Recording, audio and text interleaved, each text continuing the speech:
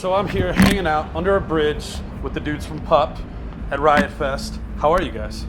All right. Yeah, good. A little sleepy. You're a little worn out. A little worn out. That was a hell of a flight you guys had today. Yeah, we've been up since 4 this morning. 4 this Yeah, it morning. was good. Yeah. Or this morning, your time. Yeah. So that would be 2 Denver time. Yeah. That's good. We also got pretty drunk last night. Good. As you should. Yeah. Didn't sleep that long. But you've had a rough day. No. That was actually all right, yeah. Yeah, except for the rental car bullshit. Oh, yeah, well, yeah, fuck them. But, yeah, what are you going to do? Yeah. Denver's beautiful. Denver is beautiful. Like, once you, the memories of horrible rental car places fade once you see the mountains. Yeah, I took a right So- and we went onto the street and there were the It's mountains. I beautiful. was like, who gives a shit? The mountains are there. Yeah. So the thing I fucking loved, so in my opinion, you guys won the weekend. You showed up, you fucking hit the stage, you blew everyone away, and now you're here hanging out, chatting with me. But how do you go from like getting up at 4 a.m. to getting on that stage and having so much presence, power, and energy? I don't know, it's definitely like an adrenaline thing. It helps that it's exciting because we haven't played a show in like 4 weeks. So we're all kind of nervous, but it like that really pumps up the energy. Yeah. But also, I mean, it's fun.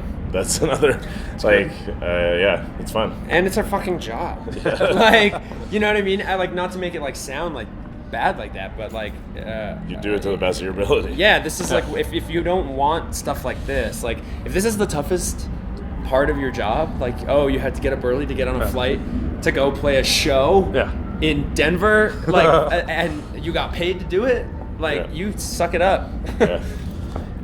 Yeah, I mean, yeah, like I guess surgeons aren't paid on commission based on how much of the heart they save. Yeah. So, I mean, you do the entire job. Yeah. Well, it was fucking awesome. Thank you. I saw you guys at Fest from the back of a room. It was amazing. Was it the big one or the not as big one? Not as big one. Oh yeah, that was a fun one. That was insane. Was that where people just yelling songs at us? I think so, yeah. Yeah. I was a little inebriated, as you are at Fest. I Yeah. believe you guys played BC.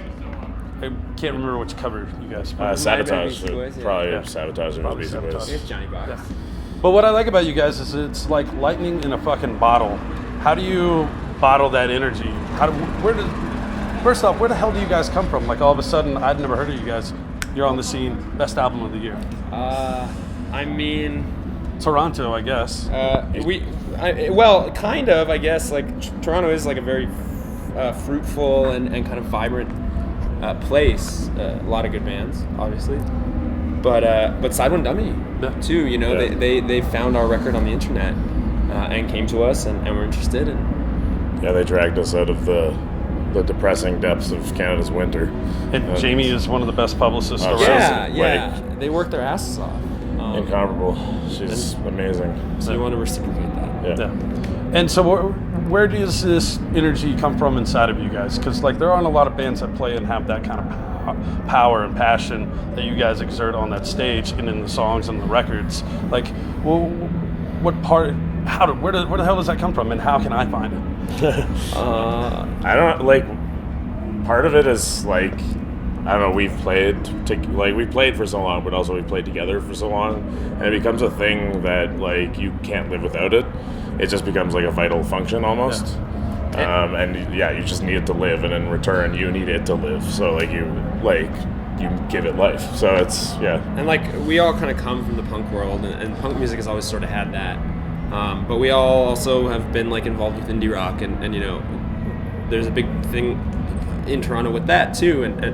But what I don't like about that is just like you tend to see a lot of bands who act like it's the audience's privilege to see them, when really like that is the exact opposite of what it is. Like if you are on stage and you get to play for people every night, that is a privilege for you, and you should. I think that you should make the most of it. And that means like giving a performance, like again, really like, even though touring and doing all that stuff, you don't see the like maybe 8 to 10 hours of driving a day and sleeping on like some skid house in Portland or some shit like that. But regardless, like that none of that matters when you are on stage, and if you give it for half an hour or 45 minutes or an hour, like whatever that time is, like that is when you channel all of that and you just fucking do it. Fuck yeah. And then, I mean, for you guys, how is this ride going for you? You guys have been on tour pretty much for a year and a half, right? Is what you were saying on stage? Something like that. Yeah. It's great. It's like ups and downs. Obviously, like you get pissed off at each other. It's like being married to 3 other people. So like you. Polygamy. Yeah, polygamy. It's very Mormon. Who's got the worst morning breath? I think it's probably tied. Like it's. Yeah, you're looking at it right here. You can only go so many nights drinking and forgetting to brush your teeth. Without offending somebody. I forgot last night. Oh yeah. Well, you also didn't bring your toothbrush. I forgot my toothbrush. So that'll do it. Do you guys have time to stop and take a look around and like flies, and like enjoy the ride, or is it just really pretty much nonstop? I think we're getting better at that. Yeah, we take opportunities, like especially in a place like Denver. Like Stefan loves camping, and he tries at every opportunity when we're in areas like Denver and otherwise to get out and see things and just like meet new people, like go to breweries, go to like every place you can possibly find. Dispensaries. Like dispensaries. Yeah. So like we're trying. Yeah, we are getting better.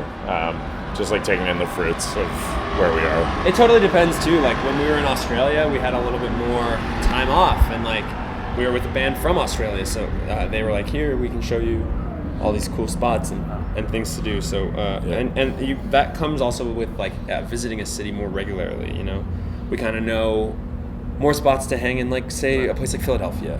Whereas like Denver, this is only our second time here, and we're still kind of starting to find it out and meet friends and yeah. I'll drive you around next time. Yeah, for you real. guys will need a rental car next time. We'll be back. We're gonna be back in the fall. Yeah, November. Yeah. Modern baseball. Yeah. Can't wait. We can announce that now. You can, yeah.